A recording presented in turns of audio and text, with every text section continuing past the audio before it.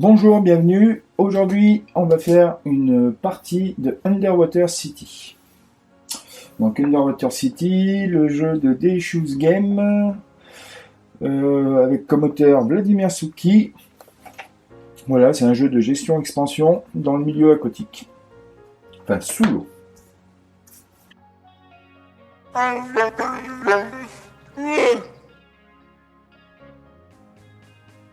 Le principe, c'est qu'on a une cité ici, souterraine, et qu'on doit la développer. Voilà, donc en y rajoutant des villes, des tunnels qui sont là. Hop. Voilà, pour ça on a quelques ressources.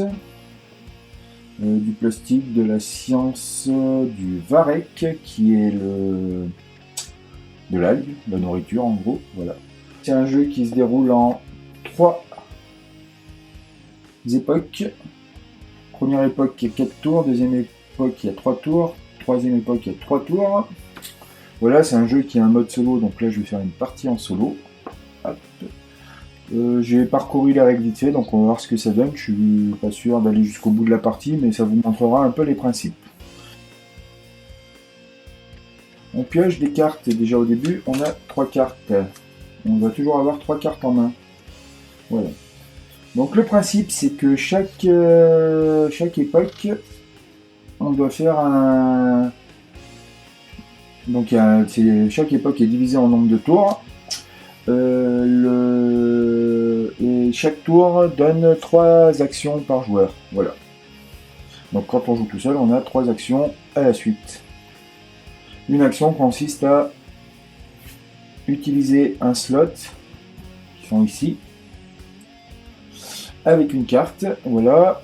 Si on a une carte de la même couleur que le slot, on peut faire l'action du slot et l'action de la carte.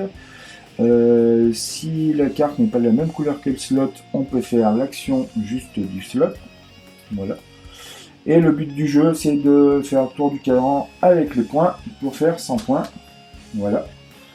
Et en solo, ça doit être d'avoir 7 cités reliées. On a ici la piste de fédération, je crois que ça s'appelle. Voilà, qui est assez importante puisqu'on peut y avoir des bonus.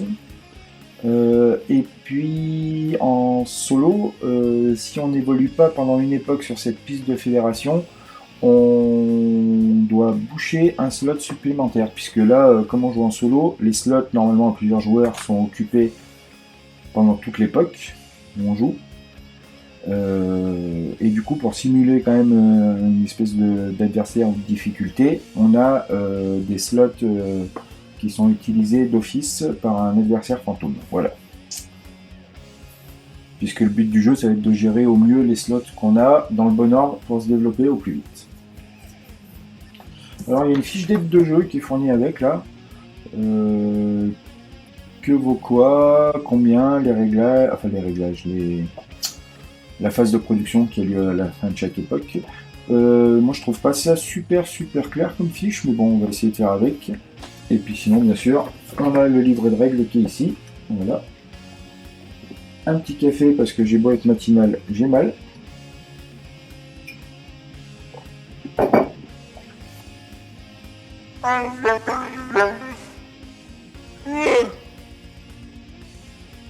Et c'est parti. Alors, première époque, j'ai donc 3 cartes. Qu'est-ce qu'on va faire? Donc on va utiliser ça. Ça coûte pas cher. Donc je vais commencer par ça. Je vais me poser là. Non. On va faire ça comme il faut. Donc je dois réserver le slot. Voilà. Je pose cette carte là qui n'a absolument aucun intérêt chez les verts parce que c'est une carte jaune.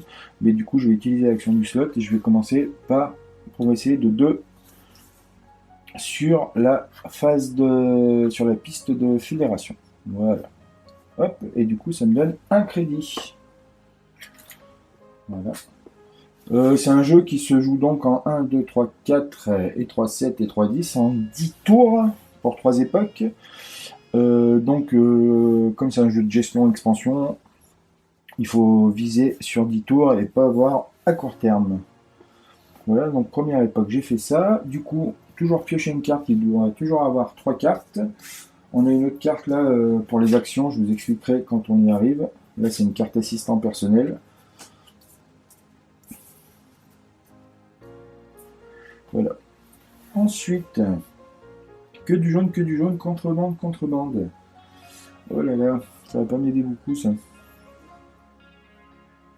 Alors, pour construire un tunnel ou une cité, parce que le but du jeu c'est de construire des cités, des tunnels au plus vite, il faut donc 2 plastiques, plastacier, je crois qu'ils appellent ça, un varech, pour la cité, pardon, 2 plastiques, un varech et un crédit. Alors, je manque de plastique, donc il me faudrait du plastique, donc on va les poser là-bas. Bon, on va utiliser encore ça, paf.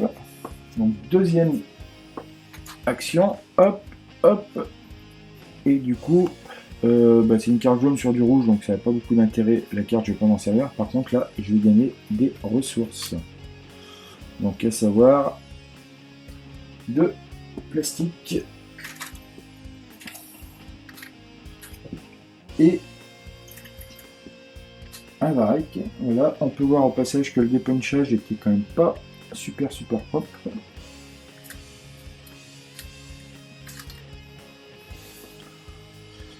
Voilà, ça c'était la deuxième époque. Et donc pour aller construire une cité, il va falloir que je vienne là. J'ai une carte pour construire une cité, mais là j'ai pas, donc je pioche.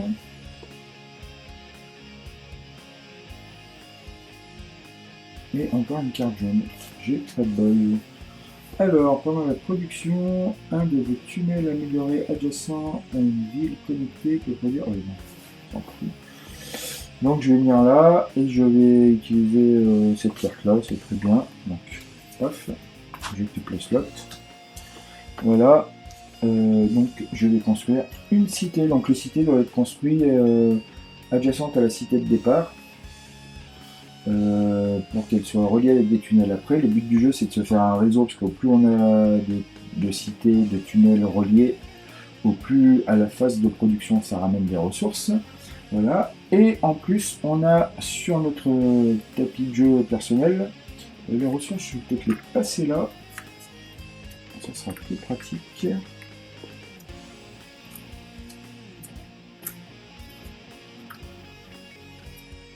Voilà. Sur le tapis de jeu personnel, on a 3, je sais plus comment ils appellent ça, 3 métropoles. Hop. Si on arrive à se relier aux métropoles, on pourra faire les ressources des métropoles et les actions des métropoles aussi. Donc voilà. C'est un jeu comme ça qui paraît un peu touffu de prime abord, mais je pense que une fois qu'on a joué, ça se passe très bien. Donc pour construire une cité, il me faut donc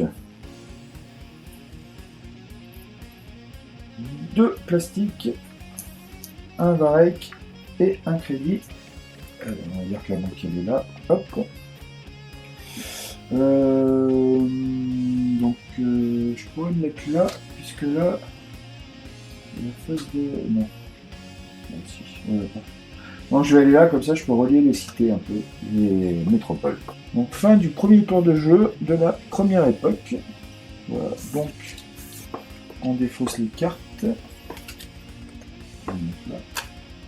On en repioche pour en avoir 3. Ah, une verte, yes. On récupère les tokens de marquage de slot. Là, ils sont bien. Voilà. Du coup, on bouge. Donc à la fin de chaque manche, paf, on décale le joueur fantôme d'une case vers la gauche, dans le sens horaire, c'est ça. Hop, voilà. Et on arrive à la deuxième. Donc pendant que j'y suis, là on a la piste de l'ordre des joueurs, mais comme on est tout seul, ça n'a aucun intérêt, donc ça ne sert pas. Là c'est pour les contrats, je ne sais plus comment ça s'appelle, qui ne se jouent pas à un joueur non plus, sachant que c'est une règle avancée pour les parties à plusieurs joueurs. Et ici on a les cartes actions spéciales qu'on peut recruter que avec ce symbole là, enfin qu'on peut recruter, qu'on peut s'approprier qu'avec ce symbole là. Sachant que ces cartes sont les mêmes que celles-là, à un détail près, il faut payer pour faire l'action spéciale. Voilà, donc 1, 2 ou 3 crédits, et donc les actions doivent être un peu plus puissantes, je vais pas encore regarder en détail.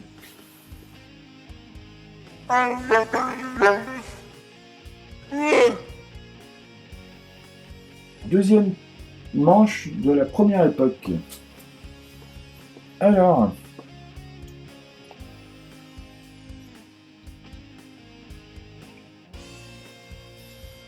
première action faite, on en est donc au deuxième tour de la première époque.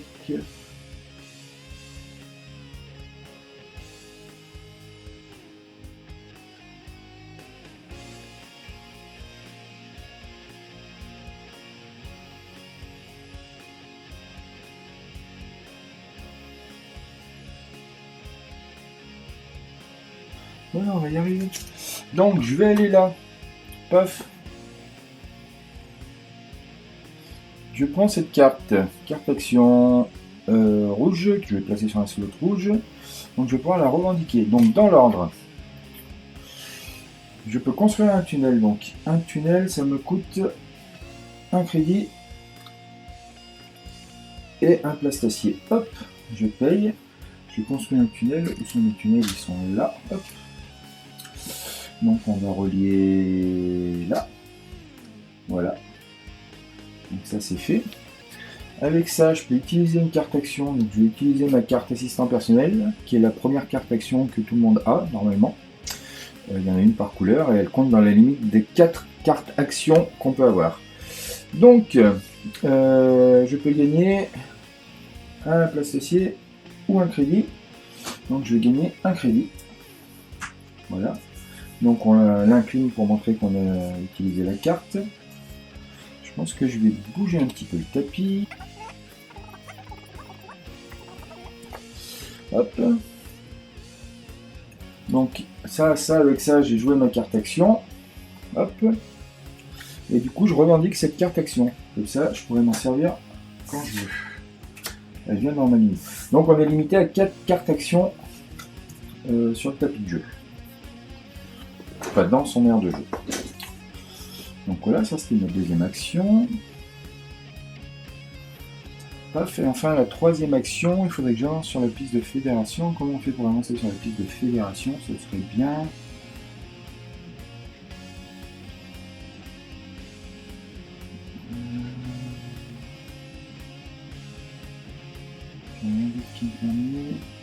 Ah bah il faut que je pioche déjà. Donc je vais piocher une carte. La carte rouge, négociation technologique. Vous pouvez payer une séance sur un plastacier pour améliorer une de vos usines de dessalement.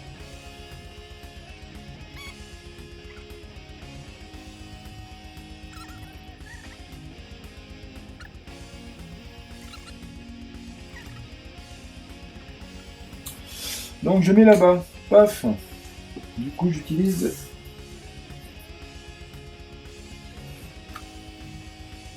cette carte là.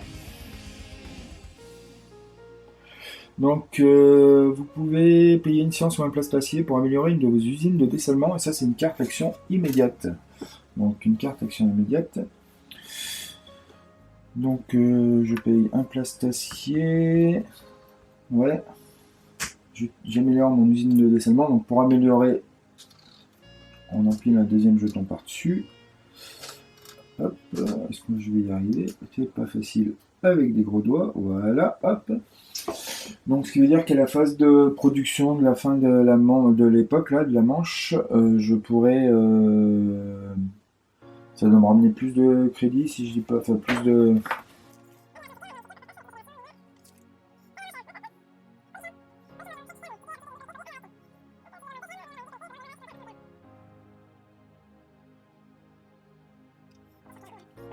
Ensuite, donc mon slot d'action là-bas, c'est payer. Non, c'est construire 2 fermes ou 2. Donc je vais construire 2 fermes puisque j'ai 2 varechs à payer. C'est un varech pour une ferme. Donc ferme, c'est les verts. On va y construire là et là. Hop, hop. L'intérêt de mettre les deux bâtiments à côté d'une cité, c'est que s'ils sont améliorés, donc j'aurai un bonus de production lors de la phase de production. Ensuite, voilà. Ben j'ai tout fait, par contre j'ai pas avancé sur les pistes de fédération. Donc on va aller relire ça. Si vous n'avez pas avancé joué votre manche comme d'habitude, à la fin de chaque manche, vous reprenez votre tuile d'action et déplacez toutes les tuiles d'action non jouées d'une case dans le sens horaire. Si vous n'avez pas avancé sur la piste de la fédération, jouez votre prochain tour avec un 4e sas occupé. Donc voilà, fin de cette manche. Donc on défausse, faut que je repioche. Une carte jaune, contrebande, vous pouvez changer un varech contre un place-glacier ou vice versa. Voilà. Donc fin de la deuxième manche de la première époque, j'ai plus beaucoup de revenus, enfin de ressources. Je récupère mes slots. Comme j'ai pas avancé sur la piste de fédération, là, pendant cette manche, je vais avoir un 4e. On va prendre de l'orange, slot occupé, on va voir ça. Donc, on déplace tout dans le sens horaire là, pour simuler le joueur fantôme. Et on va mettre un 4e slot. On va occuper un 4e slot parce que j'ai pas avancé sur la piste de fédération. Et donc, comment on détermine ? Retournez la première carte de la piège de guerre actuelle, additionnez ces chiffres pour obtenir un nombre. En commençant par le premier sas d'action vert, comme 1, comptez dans le sens horaire jusqu'à ce que vous arriviez au nombre obtenu. Placez la nouvelle tuile 1 s'il est vide, sinon déplacez la tuile action dans le sens horaire en premier sas vide. Alors, additionner les chiffres, super, il n'y a pas de chiffres.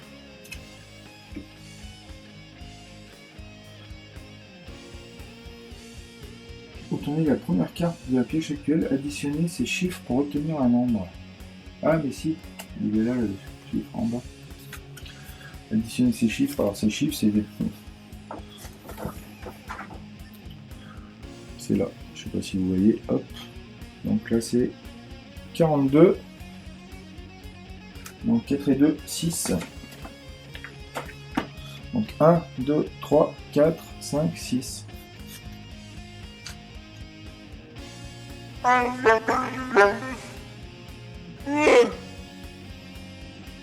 Et donc, troisième manche. Troisième manche. Alors, en action, du coup, je peux remettre ça droit. Donc, j'ai 2 cartes action là. En action, je peux payer une science ou un crédit pour améliorer une de mes usines de dessalement, mais j'en ai déjà une. Bon, on va aller tout de suite avancer sur la piste de fédération. Hein, comme ça, c'est fait. Hop. Une carte verte.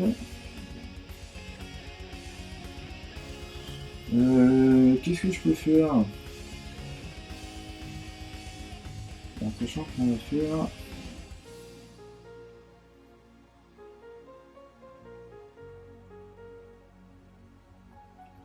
On s'en fout, je vais utiliser une carte. Là, du coup, je monte. Hop. Du coup, j'avance de 1. Mon premier point. Ouais, c'est la fête. C'est ma première partie. J'ai pas encore toutes les subtilités pour jouer ça comme il faut, je pense. Mais on va y arriver. Alors ensuite, je pioche. Donc une carte rouge action qui me permet de piocher 2 cartes et de gagner un varech. C'est une carte rouge, donc ça c'est bien.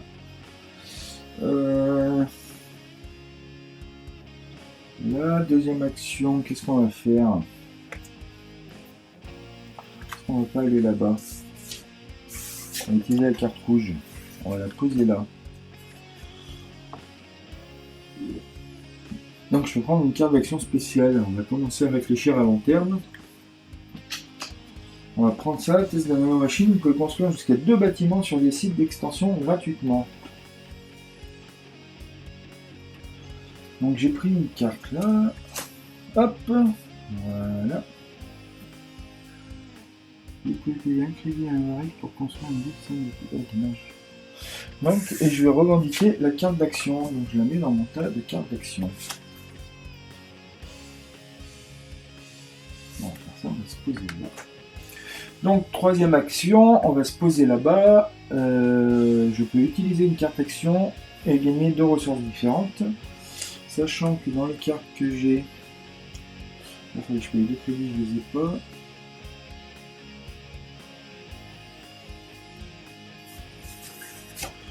Alors, dans l'ordre, je vais poser cette carte-là, qui est une carte jaune sur un slot jaune. Pendant votre production, un de vos tunnels améliorés adjacents à une ville connectée peut produire un crédit, un varech et une science au lieu de un crédit et un point.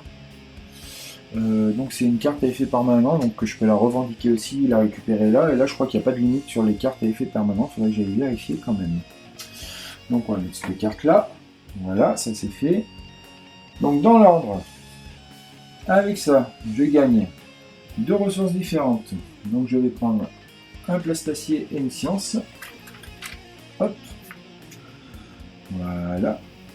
Ensuite, je peux utiliser une de mes cartes action, à savoir, je vais utiliser celle-là, qui me permet de piocher 2 cartes et de gagner un varech. Donc on va piocher 2 cartes. Et comme je dois avoir 3 cartes là maximum, je vais donc sélectionner celle que je garde. Une fois par tour, lorsque vous améliorez un tunnel, vous gagnez un plastacier. Vous pouvez payer un crédit pour effectuer immédiatement l'action de n'importe quel sas occupé par un autre joueur. Je suis pas sûr que ça ait un grand intérêt pour les parties à 2 joueurs, à un seul joueur. Quoique si, c'est un super intérêt. J'ai pas réfléchi, je recommence. Payer un crédit pour effectuer immédiatement l'action d'un sas de n'importe quel sas occupé par un autre joueur. Donc là, ça peut être très intéressant pour moi aussi. Donc on va faire ça. Voilà. Tac, tac, tac. Donc j'ai utilisé ma carte action, j'ai fait ça. Je revendique la carte. Je la récupère de part vers moi. Voilà. Et là, j'ai fini mon 3e tour. Hein. Donc j'ai pas beaucoup construit. Par contre, j'ai refait un peu de la ressource. Et j'ai un peu préparé pour l'avenir. Donc je récupère mes slots. Hop, hop, hop. Je décale tous les slots dans le sens horaire. Hop. Toi, je t'enlève puisque pour l'instant, j'ai bougé sur ma piste fédération. Donc voilà. Je défausse cette carte-là. Et je vais attaquer la 4e manche de la première époque.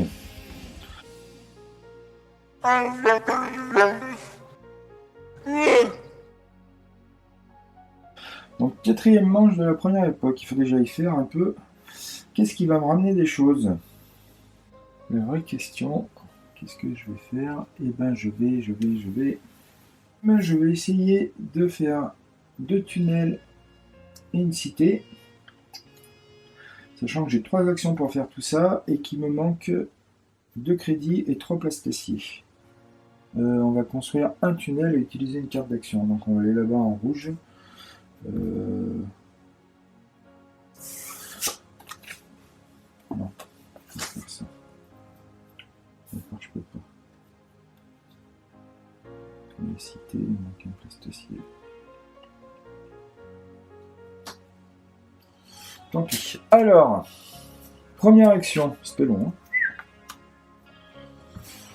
Donc je rappelle, première action, je dois... Donc j'utilise cette carte, du coup j'aurai pas son pouvoir à elle, mais là je gagne 2 plastaciers et un varech. Paf. Voilà, donc ça c'est bien. Ensuite, deuxième action.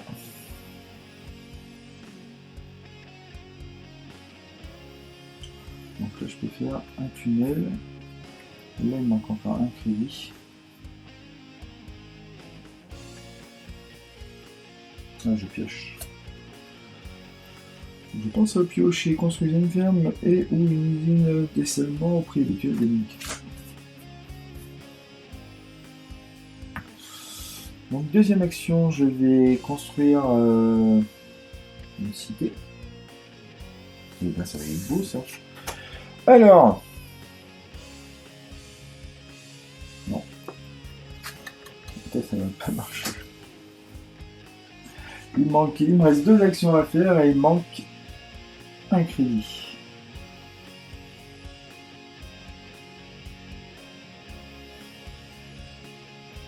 Donc vous verrez que j'utilise une carte action.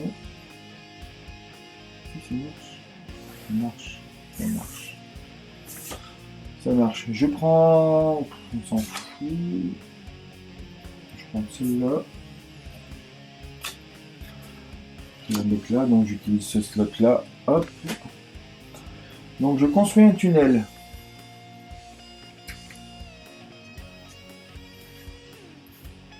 Un place d'acier et un crédit. Hop. Et du coup, je peux utiliser une carte action. Donc, je vais utiliser celle-là qui me fait gagner un crédit. Voilà. Je pioche une carte qui me dit que pour 2 crédits, pour construire un tunnel. Et troisième action, je viens là et je construis une cité. Donc je prends une carte verte.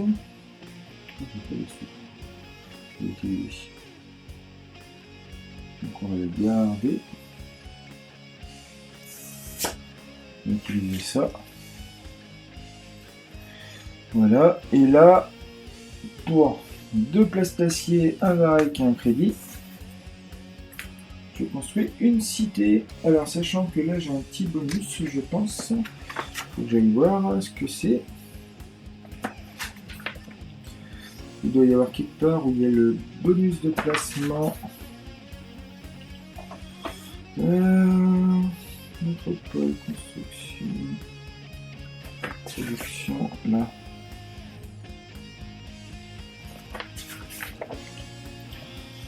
Voilà, ça va être ça. Face avancée, tableau personnel. Oui, parce que j'utilise le tableau personnel là avec la face avancée. Je vous laisse direct comme ça. Donc, quand c'est entouré de rouge comme ça, qu'est-ce qu'il me dit? Multiplicateur production, ok. Ah. Et ben si j'avais lu avant, je n'aurais pas fait ça. Ou alors on va le faire autrement. Du coup, on va pas relier là. Je reviens en arrière, parce que je n'avais pas lu les règles. Parce que là, il faut que je paye 3 crédits et un varech en plus. Pour construire sur ce site, si j'ai bien compris. Par contre, j'aurais eu un bonus de production. Donc je vais aller là. On va dire que je vais faire mon tunnel là plutôt.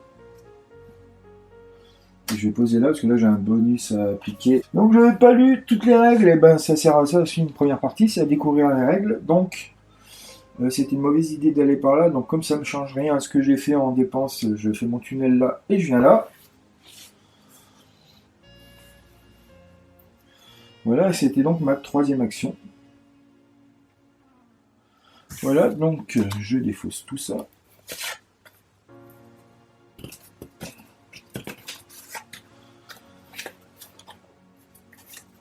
C'est une carte d'action spéciale. 1 de crédit, donc elle retourne en dessous. Hop. Tout ça est défaussé.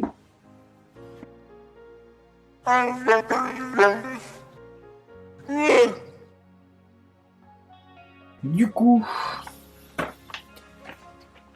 je vais arriver là. Production. Le marqueur d'air avance d'une case sur la piste d'air à la fin de chaque manche. Après 4 manches, il passera sur une case production. Il vous rappelant qu'il est temps pour votre première phase de production. La deuxième phase de production aura lieu 3 manches après, la phase finale de production 3 manches encore plus tard, juste avant le décompte final. En tout, vous jouerez 10 tours et vous aurez 3 phases de production. Chaque phase de production marque la fin d'une ère. Donc c'est ça que j'aime bien dans ce jeu, comme souvent dans les jeux d'ailleurs. Ce que j'aime bien dans les jeux comme ça, c'est le compte tour limité. On joue pas jusqu'à pouvoir s'en suivre, on joue Un nombre de temps limité, c'est bien, ça met un peu une pression. On va laisser ça là. Il n'y a rien qui gêne, voilà. Donc, j'ai une carte de production ici, mais qui ne s'appliquera pas puisque il faudrait que j'ai des tunnels améliorés, sachant que les tunnels sont comme ça, et les améliorés ont des petits symboles dessus. Voilà, donc, là, cette carte de production ne compte pas. Ensuite, les villes en elles-mêmes, les villes blanches, donc les non-symbiotiques, ne produisent rien. Par contre, elles aident à relier le réseau et les bâtiments. Donc, d'après la carte d'aide qui est là, qui n'est pas super claire à mon goût, mais bon, une fois qu'on a appris à la lire, on se débrouille. Les bâtiments normaux produisent, donc les fermes produisent un varech, ce qui paraît logique. Donc j'ai 2 fermes, donc je gagne 2 varech. Voilà. Ensuite, là j'ai un bâtiment amélioré, c'est une usine de désalinisation. Hop. Donc l'usine de désalinisation produit un crédit et un biomatériau. Sachant que les biomatériaux, j'en avais pas encore eu. Voilà. Ensuite, les tunnels normaux produisent des crédits. Donc là, j'ai 2 tunnels, ça produit 2 crédits. Sachant que tout ça est valable parce que j'ai un réseau là, que tout est relié. Si c'était pas relié, les productions ne sont pas les mêmes, voire même pas du tout. Donc voilà, donc là j'attaquerai la manche pas mal. Sachant que ça, c'est ma phase de production. Ensuite, la fin d'une ère.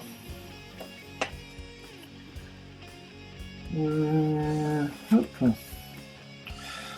Donc, on récupère toutes ces cartes actions.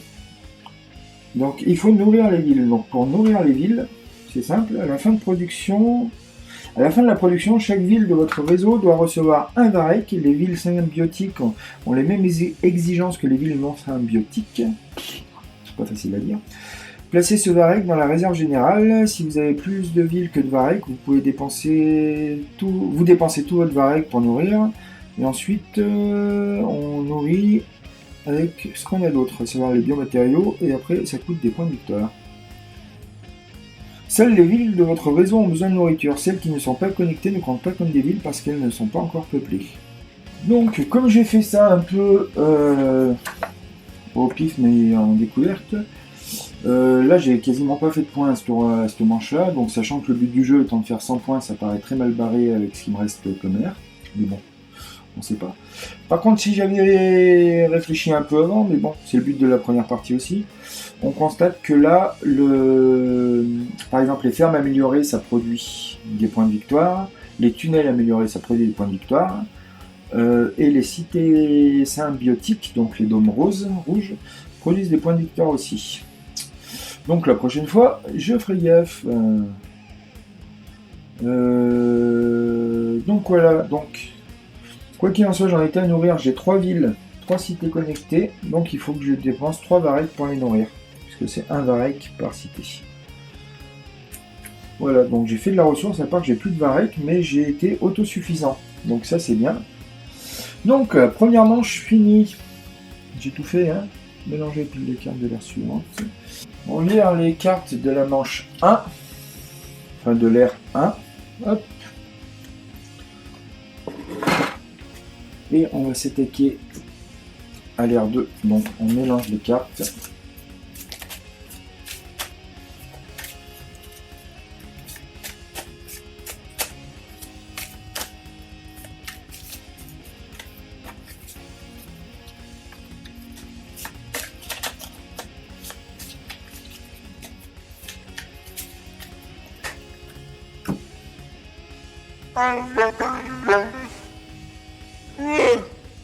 Voilà, c'était la première, le premier R, une R. Voilà, c'était la